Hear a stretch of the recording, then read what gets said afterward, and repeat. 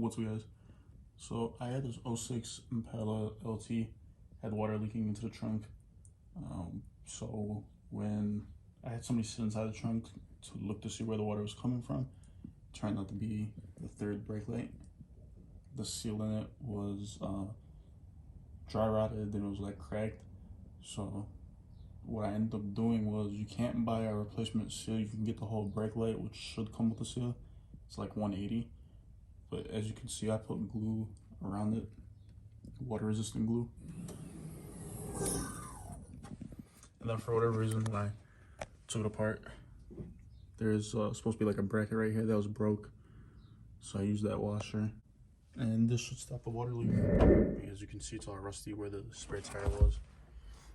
The water was actually coming from the brake light and it was running down the harness and dripping inside the trunk.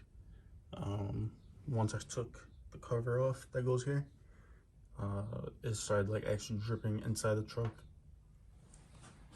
Just in case you guys are having the same problem, this can fix like other water leaks too. It's temporary. I don't believe this is gonna be a permanent fix, but I bought this off of Amazon. Clear silicone, waterproof.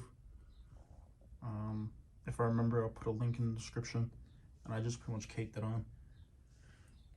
The good thing about when I caked it on is you can see how it came out, and I had to like wipe the excess off.